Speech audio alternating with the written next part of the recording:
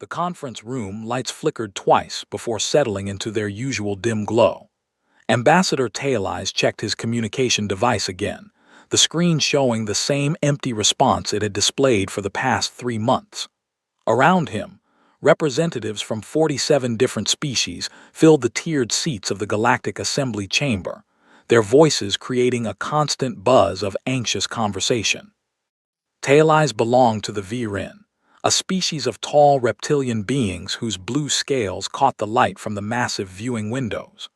Those windows showed the planet Verides 7 spinning slowly below, its green and blue surface peaceful compared to the chaos inside the station.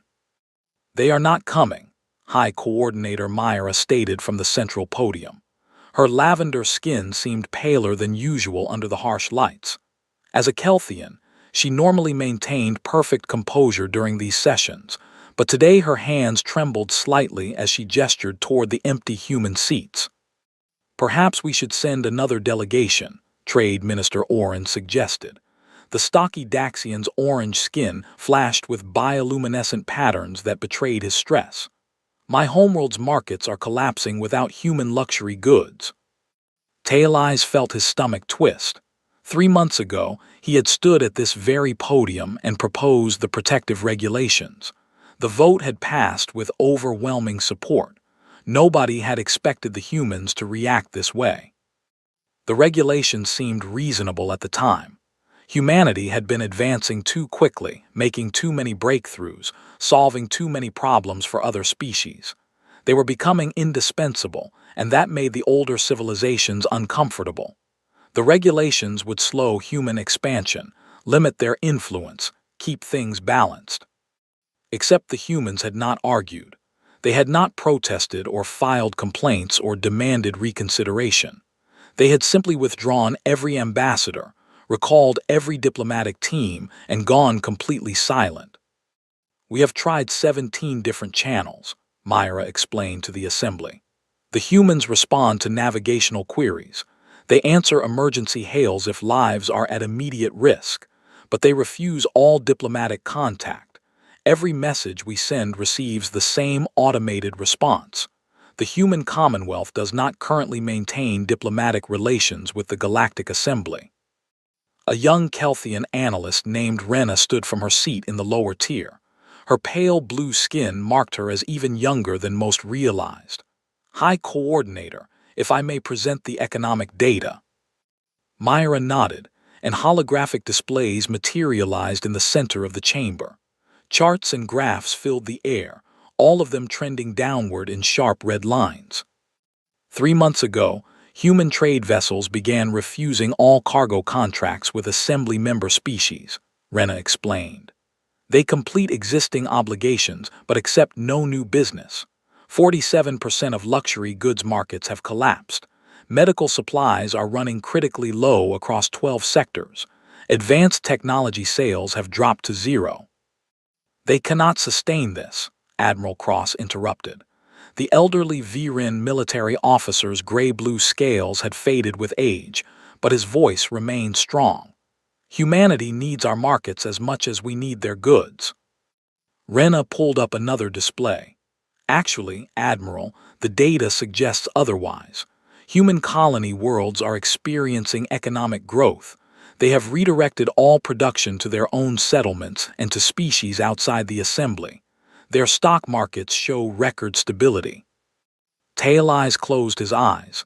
This was his fault. He had written the regulations. He had argued for them. He had convinced the assembly that humanity needed to be controlled before they became too powerful to manage.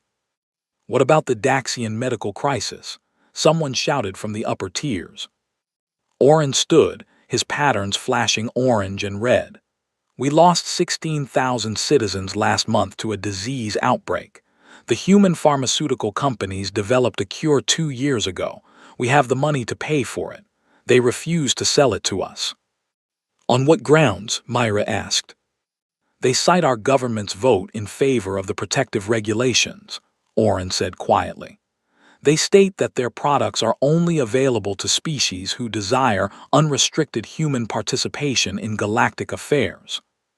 The chamber erupted in angry voices. Tail Eyes sat frozen in his seat. 16,000 dead because of regulations he had written. A communication alert sounded across the entire station. Every screen in the chamber switched to show an incoming transmission. It was marked as Priority 1, originating from the Kelthian colony of Araxis 3. "This is Araxis 3 Agricultural Station," a panicked voice filled the chamber. "Our terraforming equipment has failed. Human-designed systems. We cannot repair them. 8 million citizens depend on our food production. We request immediate assistance from any available human technical teams."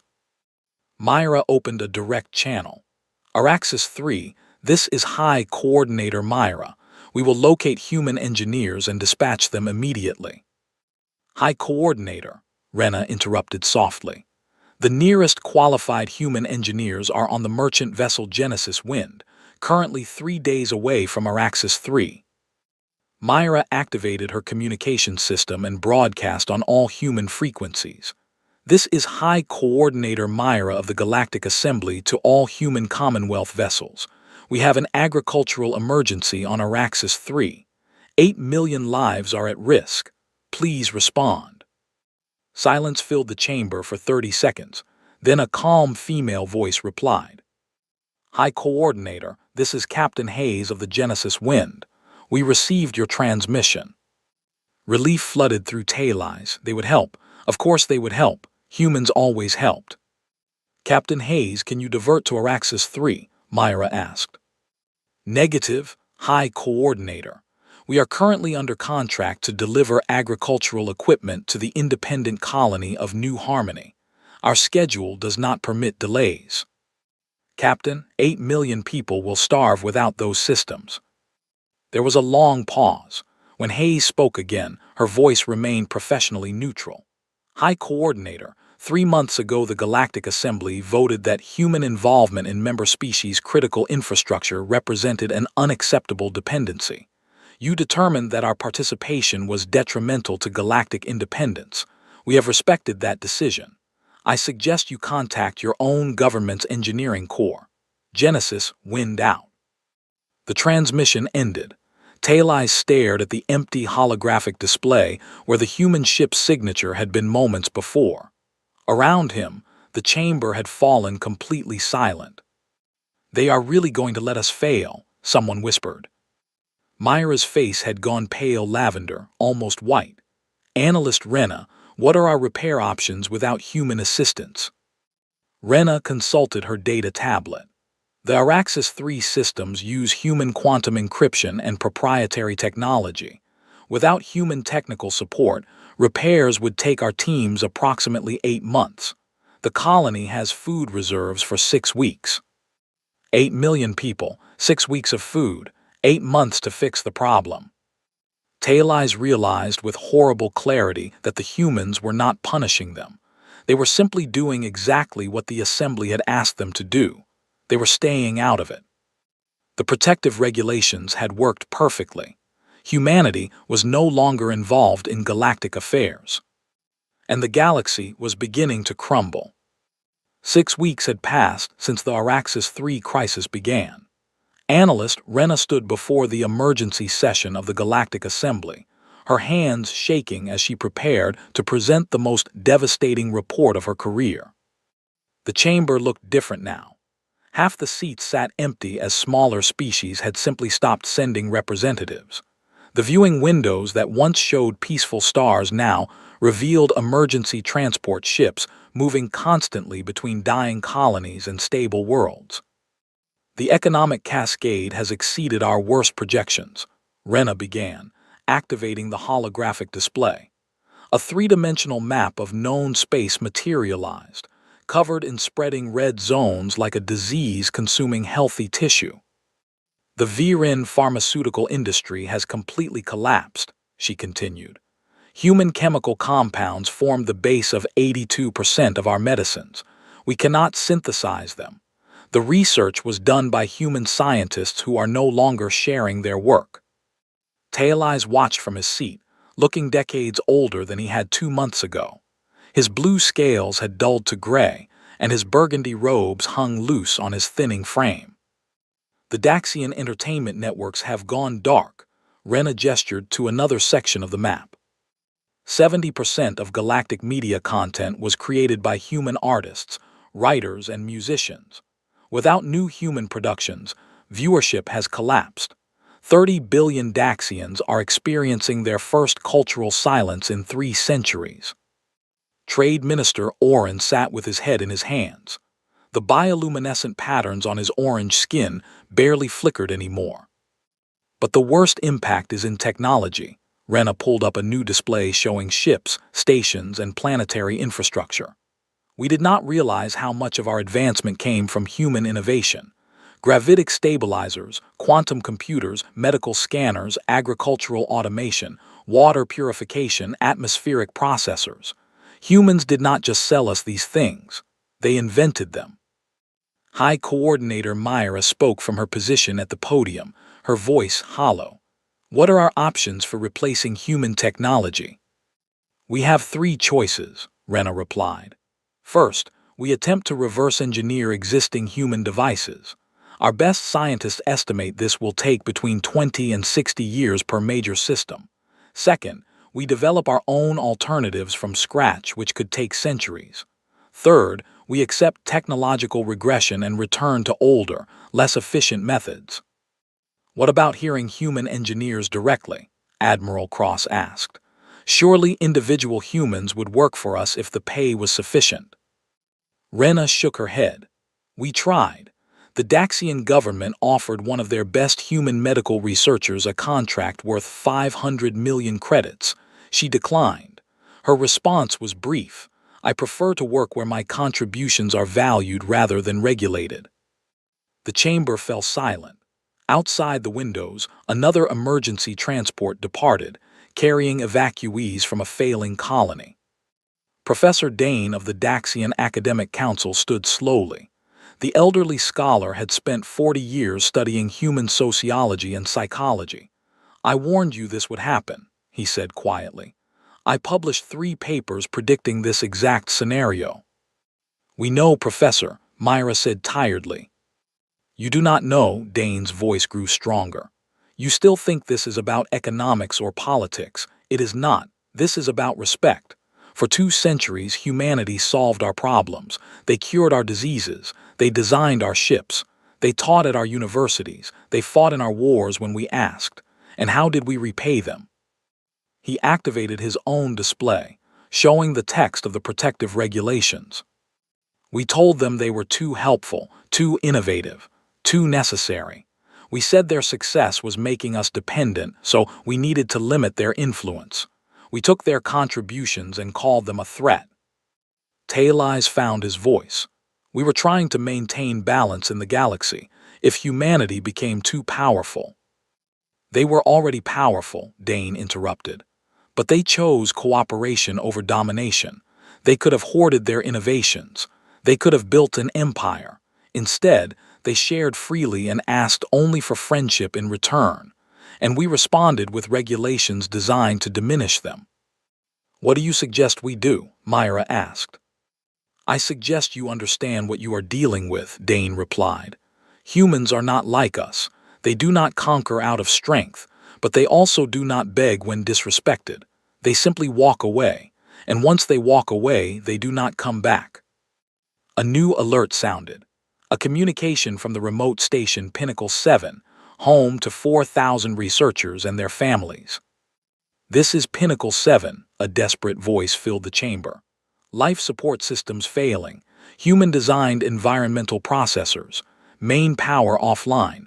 We have 48 hours of backup oxygen, requesting immediate assistance. Myra checked her display. The nearest repair ship capable of fixing those systems is the human vessel Bright Star, currently servicing a colony in the Outer Rim. She opened a channel.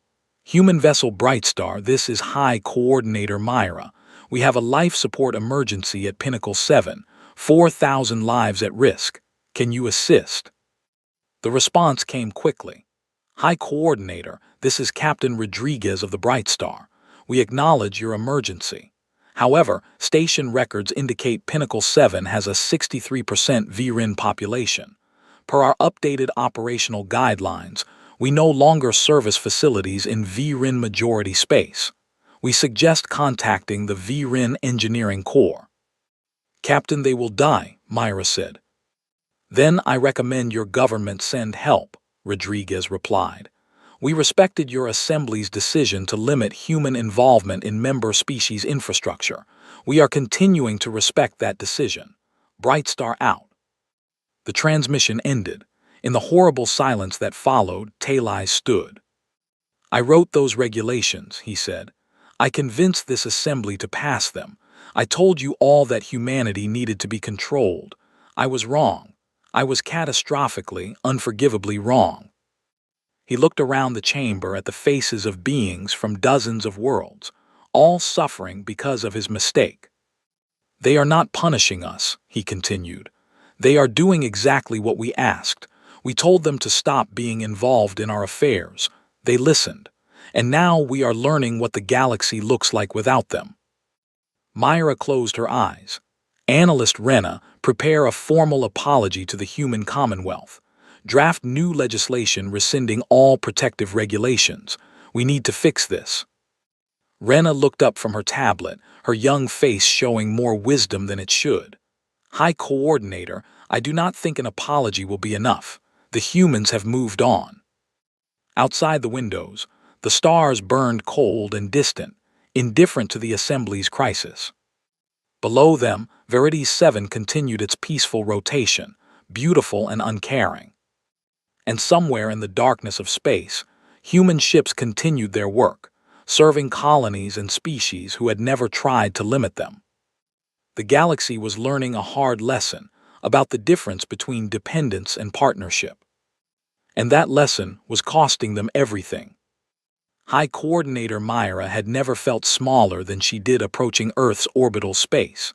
Her diplomatic shuttle moved through organized traffic lanes filled with cargo vessels, passenger transports, and construction ships, all of them human, all of them ignoring her completely. The planet below looked like something from a dream. Blue oceans caught sunlight and scattered it across white clouds. Green continents showed organized city lights even on the day side, evidence of civilization so advanced it barely needed to announce itself.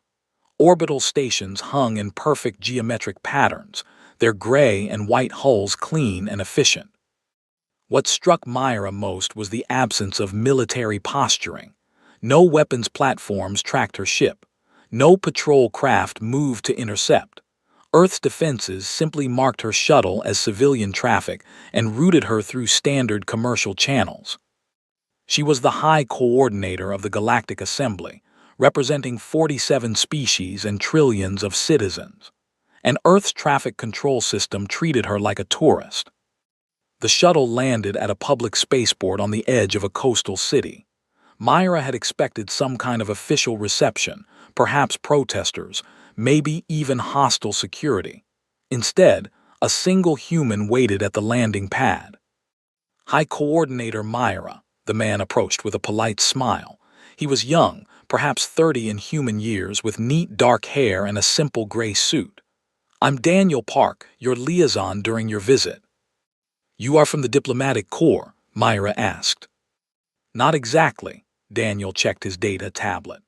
I work in the Department of Tourism and Visa Services. Your request for a meeting was routed to my office since you entered Earth space on a tourist visa. Myra felt heat rise to her lavender face. I am here on behalf of the Galactic Assembly. Yes, I saw that in your application, Daniel said cheerfully. Unfortunately, Earth does not currently recognize diplomatic credentials from the Assembly, but your tourist visa is valid for 30 days. Shall we get you to your hotel? They traveled through the city in a ground vehicle that moved silently on magnetic rails. Myra stared out the window at impossible architecture. Buildings rose hundreds of stories, their walls covered in living gardens that cascaded down like green waterfalls. Flying vehicles moved in perfect coordination through the air. Children played in parks while adults walked to work or sat in outdoor cafes. Your people seem unconcerned about the galactic crisis, Myra said. Daniel glanced up from his tablet. Which crisis is that? The economic collapse, the failing colonies, the thousands dying from preventable causes. Oh, that, Daniel returned to his screen. Yeah, it was in the news for a few days last month. Most people have other things to focus on now.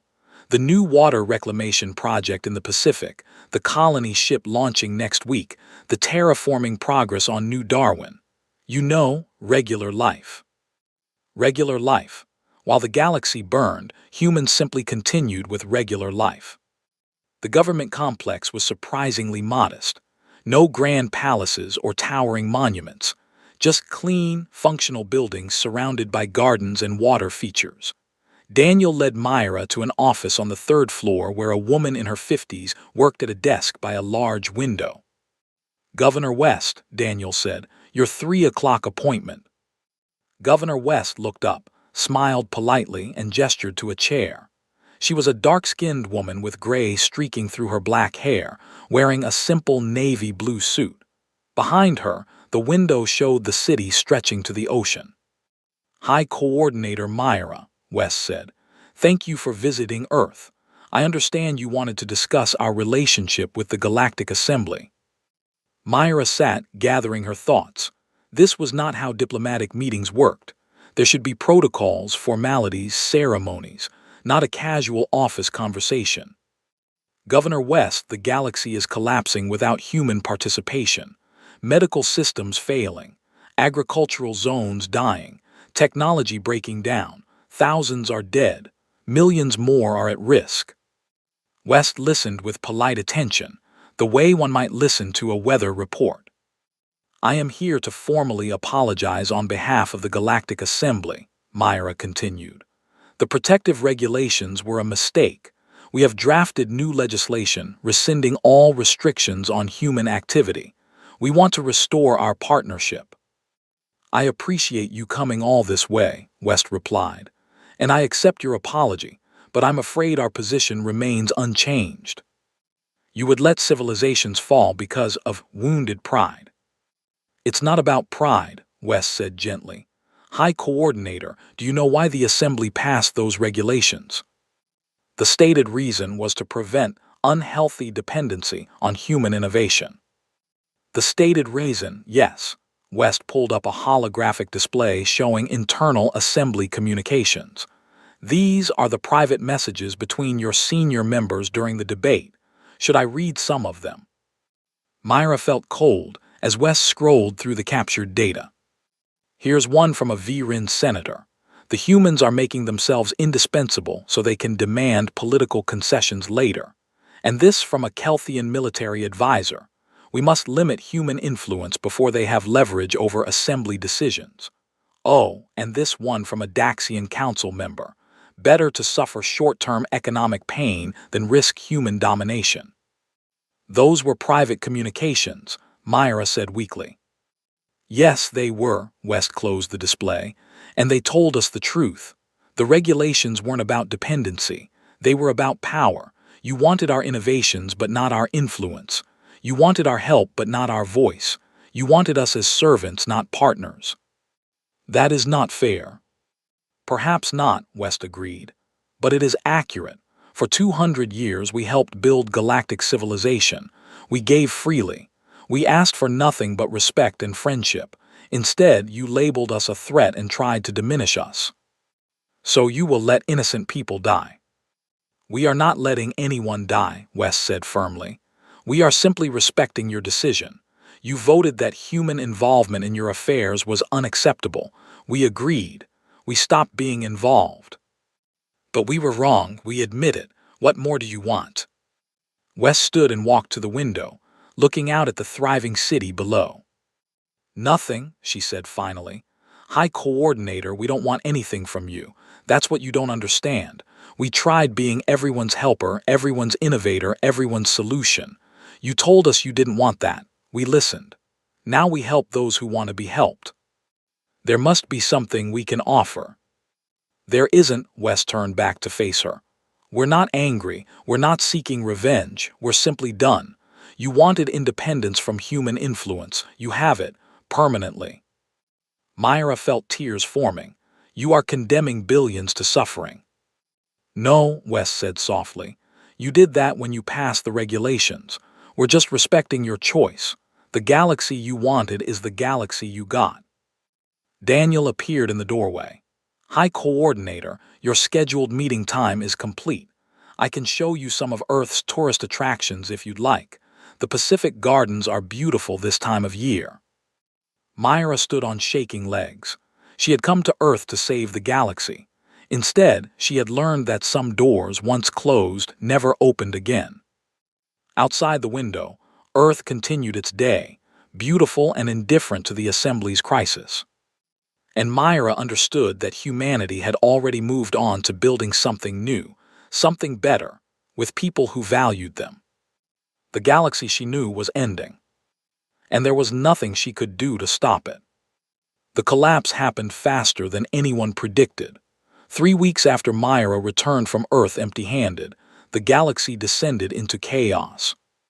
Analyst Renna worked 18-hour shifts now, tracking the spreading disaster from her small office aboard the assembly station. The holographic displays that surrounded her desk showed nothing but red warning indicators and declining graphs. Another Virin colony just went dark, she reported to the Emergency Council. That makes 11 this month. Terraforming equipment failures. They are evacuating 7 million people with nowhere to send them. Ambassador Taylais no longer attended these meetings. He had submitted his resignation, but the council refused to accept it. They needed someone to blame, and he was the perfect target. Instead, he sat alone in his quarters, watching his homeworld's news feeds report on riots and resource shortages. The Daxian situation was even worse. Trade Minister Oren had died 3 days ago, not from disease but from simple exhaustion. His heart gave out during his 14th consecutive briefing on the medical crisis. The Daxian people had lost 400,000 citizens to treatable illnesses. Human medicines could have saved them all. But humans were not selling to assembly species anymore. We have an interesting development, Renna said, pulling up new data. Human trade activity has actually increased over the past 2 months. They are moving more cargo than ever. To whom? High Coordinator Myra asked. She looked decades older, her lavender skin faded almost to white. Species outside the assembly, Renna explained. The Cryan Collective, the Yavali Federation, the independent colonies in the Outer Rim. Humans are offering them the same partnerships they once offered us. Technology transfers, medical research, educational programs, all freely given. Admiral Cross slammed his fist on the table. They are building a rival power block. This is a strategic move to undermine the assembly. I don't think so, Professor Dane said quietly. The elderly Daxian had been attending meetings since Oren's death. The humans are not being strategic. They are simply doing what they always did, but with different partners. Partners who did not try to limit them. A priority alert interrupted the meeting.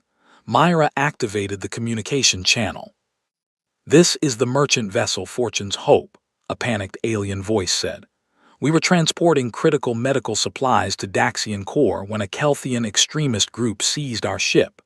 They are demanding we hand over our cargo and all human-designed navigation systems. They say they will execute the crew if we don't comply. Please, someone help us. Myra checked the ship's registry. Fortune's Hope was a Cryan vessel, one of the species now allied with humanity, and they were under attack by Kelthian extremists who had decided to steal what they could no longer buy. This is High Coordinator Myra to Fortune's Hope. Help is on the way. Can you identify your attackers? They call themselves the Liberation Front, the captain replied. They say the galaxy should not have to beg humans for technology. They are taking it by force. Within minutes, the crisis became a disaster. The extremists killed 3 crew members and seized the ship. They broadcast their manifesto across all channels, calling for organized seizure of human technology wherever it could be found. The human response was immediate and absolute. Every human merchant ship in Kelthian space received recall orders. Within 6 hours, 200 vessels jumped to hyperspace and vanished. Human students at Kelthian universities were given 48 hours to leave.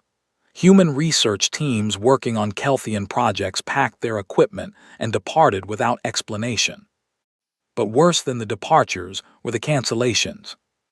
Every single contract between humans and Kelthian entities, from massive infrastructure projects to small academic exchanges, terminated simultaneously. No negotiations, no exceptions, just cold, professional contract termination notices. Admiral Cross tried to intervene. He sent a personal message to every human military officer he had ever served with, begging for understanding. The responses were identical. "We are sorry for your situation, Admiral, but we cannot maintain relationships with species whose governments tolerate violence against our allies." The Liberation Front quickly realized their mistake. They released Fortune's Hope and its surviving crew, surrendering to Kelthian authorities within hours. But the damage was done. The human withdrawal from Kelthian space was total and permanent. 3 days later, Admiral Cross stood in Myra's office with tears running down his gray-blue scales. "My daughter is on Research Station Apex 9, he said, his voice breaking. "Life support is failing. Human-designed systems. The nearest repair ship is the human vessel Steadfast, currently 10 hours away. I sent them a message." He played the recording. Cross, a decorated admiral who had commanded fleets and won wars, reduced to begging. "Captain Chen, this is Admiral Cross of the Viren Defense Force. My daughter is on Apex 9. She is 23 years old. She wants to be a doctor. Please, I am begging you, save her life. I will give you anything. My rank, my fortune, my honor, please." The response came in a young woman's voice, professional and sympathetic. "Admiral Cross, we received your message. We understand this is a family emergency. However, the Viren government voted in favor of regulations specifically designed to reduce Viren dependence on human assistance. We are respecting that decision. We recommend you contact the Viren Engineering Corps for assistance. May your daughter find peace." Myra watched Cross collapse into a chair. "The Viren Engineering Corps says repairs will take 6 weeks. The station has 4 days of oxygen. We could send military ships to force the humans to help," Myra suggested weakly. "And then what?" Cross looked up, his face hollow. "They would defend themselves, we would lose, and even if we won, we cannot force them to care. We broke faith with them. This is the consequence." Professor Dane entered the office carrying a data pad. "I have been monitoring human news networks. There is an interesting story." He activated the display. A human reporter stood in front of a small settlement on a frontier world. "This is New Harmony, an independent colony established just 2 years ago by the Yavali people," the reporter explained. "Last week, their agricultural systems failed. The nearest human vessel, the Genesis Wind, immediately diverted to help. Captain Hayes and her crew spent 3 days repairing the systems, refusing all payment." The footage showed Captain Hayes, the same woman who had refused to help Araxis 3 months ago, working alongside Yavali farmers. She was smiling, teaching them how to maintain the equipment, sharing meals with their families. "Why would they help these people but not us?" Cross asked. "Because the Yavali never told them they were too helpful," Dane replied. "Because New Harmony welcomed human assistance instead of regulating it. Because relationships are built on respect, and respect works both ways." Myra turned off the display. Outside her window, another evacuation ship departed from a dying colony. The galaxy she had led was coming apart, and the humans who could have saved it were building a new one with people who appreciated them. The Assembly had voted for independence from human influence. They had gotten exactly what they asked for, and it was destroying them. The vote to rescind the protective regulations passed unanimously. Every species that remained in the Assembly agreed. They drafted a formal apology, signed by all 47 member governments. They sent it to Earth through every available channel. The human response arrived within 1 hour. The human commonwealth acknowledges receipt of the Galactic Assembly's apology and legislative changes. We appreciate your reconsideration. However, our position regarding diplomatic and economic relations remains unchanged. We wish the Assembly species well in their future endeavors. That was it. 47 governments apologizing, and humanity responded like someone acknowledging a change of address notification. Analyst Rena sat in her office, surrounded by displays that told the real story. The story the Assembly did not want to face.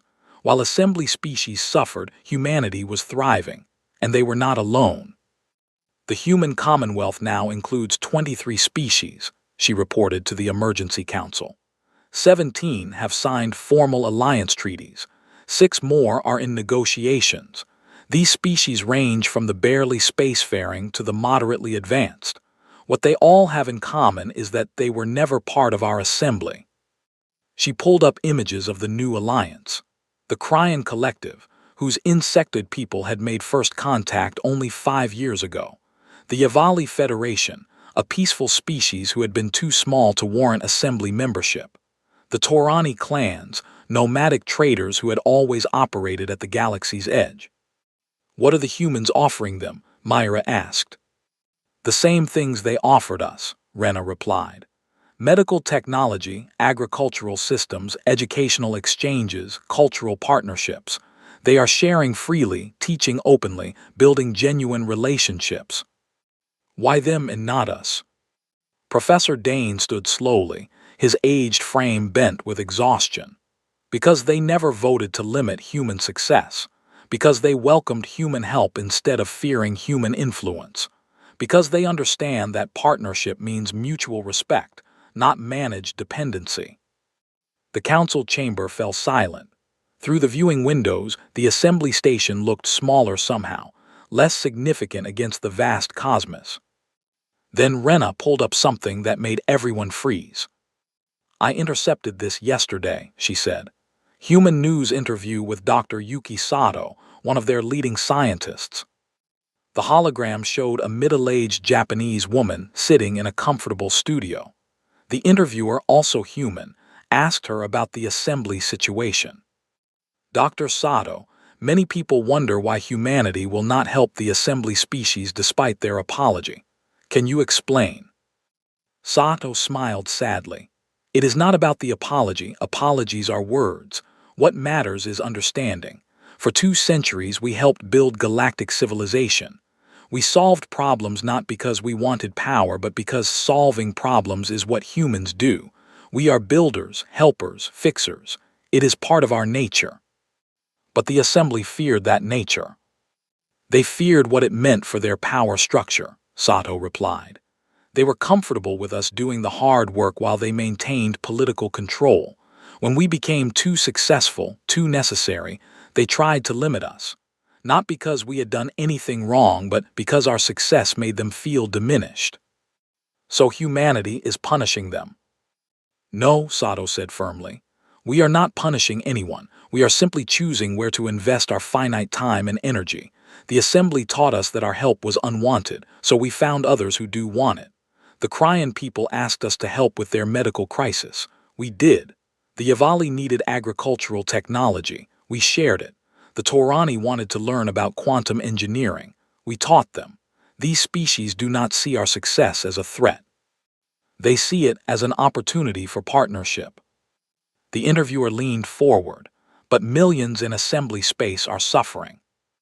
Yes, Sato's face showed genuine sadness. And that is tragic. But it is not our responsibility to save people who voted to exclude us from their lives. We tried that for 200 years. They told us to stop. We listened. Now we are building something better with people who value mutual respect over hierarchy. The interview ended. In the council chamber, no one spoke.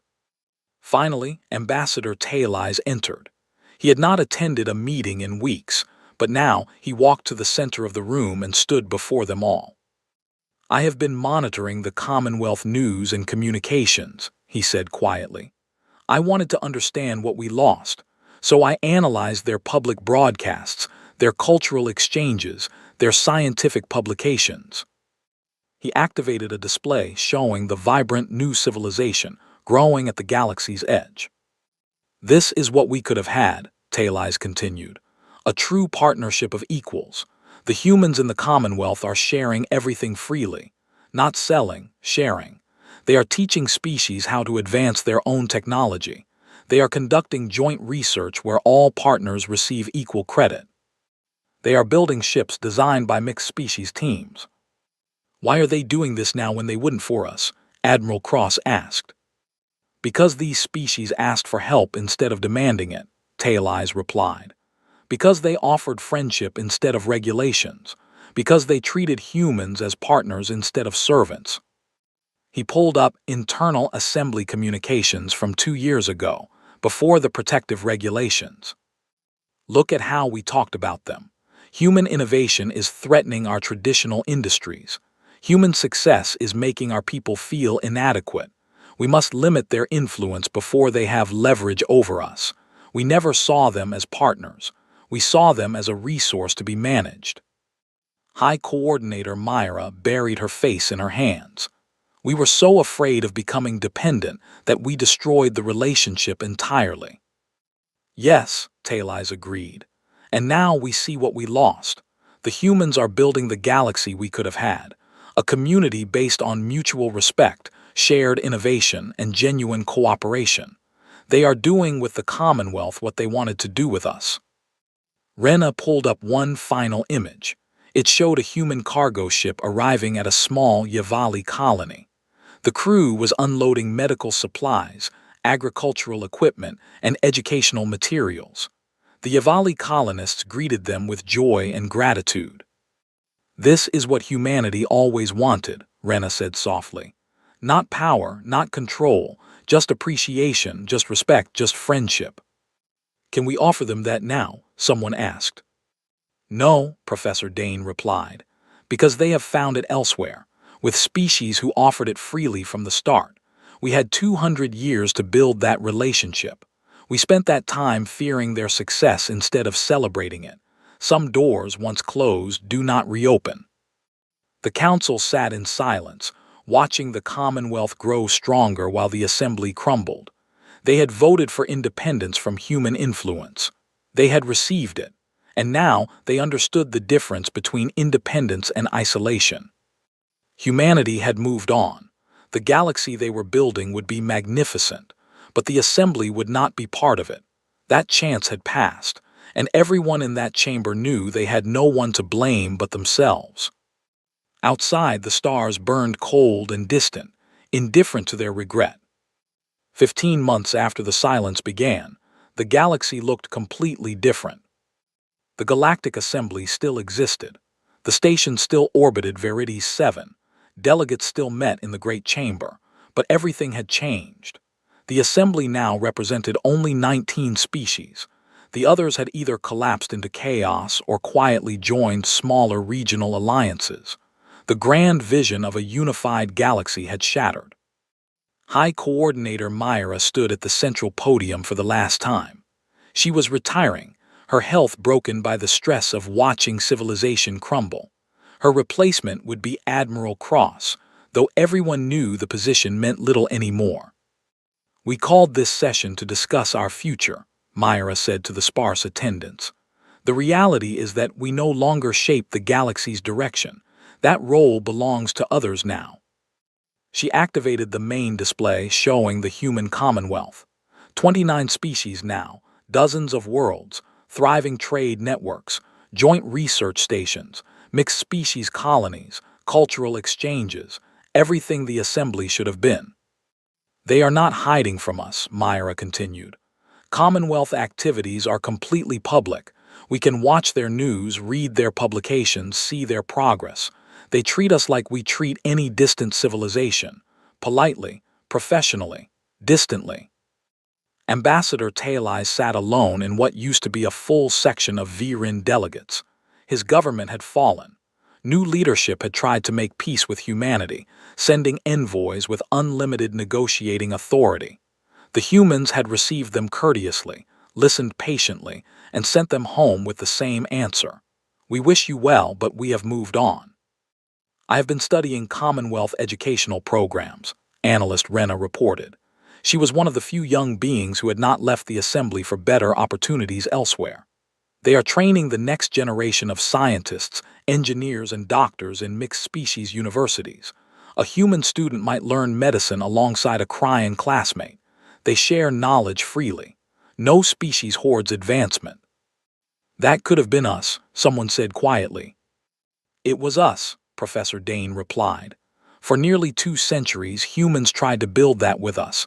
We rejected it. Now they are building it with others. The chamber's communication system activated. An incoming transmission request from an unexpected source, a human vessel. Myra authorized it, and Captain Hayes appeared on the main display. The merchant captain who had refused to help Araxis 3 all those months ago. High Coordinator Myra, Hayes said. I am transmitting from the edge of former assembly space. I wanted to inform you that we are establishing a new Commonwealth colony in the Outer Rim. The colony will include humans, Kryan, Yavali, and Torani settlers. We will be developing agricultural and industrial systems in this sector. Why are you telling us this? Myra asked. Professional courtesy, Hayes replied. Some of our supply routes will pass near assembly territory. We wanted to ensure there are no navigational conflicts. She was treating the once mighty Galactic Assembly like a minor traffic authority. Captain Hayes, Myra said carefully, may I ask you a question, not as High Coordinator but as someone who wants to understand. Is there anything we could do to change your position? Any concession we could make? Any price we could pay? Hayes considered for a long moment. High Coordinator, there is no price because this is not a transaction. You cannot buy back what you gave away. 200 years ago, humanity offered you our friendship, our innovation, our partnership. You accepted the benefits but rejected the relationship. You wanted what we could give you without valuing who we were. We understand that now. We want to make it right. I believe you do, Hayes said kindly. But understanding what you lost does not undo the loss. We built something with the Commonwealth species, real bonds, mutual respect, shared dreams. We cannot simply replace those relationships with the ones we used to have with you. It would not be fair to our current partners. So there is no hope for reconciliation. I did not say that, Hayes replied. Perhaps in a few generations, when the wounds have healed, when new leadership emerges, when both sides have learned and grown. But that is not a decision for me to make. That will be for our children's children to consider. The transmission ended. Myra stood at the podium, feeling the weight of history. They had thrown away something precious, and there was no getting it back. 3 days later, Myra attended the inauguration of Admiral Cross as the new High Coordinator. It was a small ceremony, no grand celebration, just a few officials and some archivists recording the transition for history. After the ceremony, Myra took a shuttle to Earth one last time, not on official business, just as a tourist using her remaining visa days. She walked through the cities she had seen before, now understanding what she was seeing. This was not a civilization in isolation. It was a civilization that had chosen different partners. In the parks, human children played alongside Kryan younglings. In the universities, mixed-species research teams collaborated freely. In the markets, goods from 24 worlds traded hands. Earth had not closed itself off. It had opened itself to those who valued it. In a quiet garden overlooking the ocean, Myra found a memorial. It listed the names of every human who had died while helping assembly species over the past 2 centuries. Scientists who gave their lives curing alien plagues. Engineers who died fixing failing systems. Teachers who devoted careers to educating other species' children. At the bottom, an inscription. They gave everything to build bridges between stars. May we honor their memory by building better ones. Myra stood there for a long time, reading names and understanding what they represented. Humanity had not abandoned the assembly out of spite or pride. They had simply taken the lesson to heart. Build bridges with those who value them. She returned to the assembly station knowing it was over. The galaxy would continue. The assembly might even survive in some reduced form, but the dream of a unified civilization was gone. Humanity had moved on to build that dream with others. Perhaps that was the real lesson. Relationships were not about power or dependency or control. They were about respect, and respect, once broken, could not be commanded back into existence. High Coordinator Cross would try to rebuild, the assembly would adapt, life would continue. But the galaxy that could have been, the partnership that should have existed, was lost forever.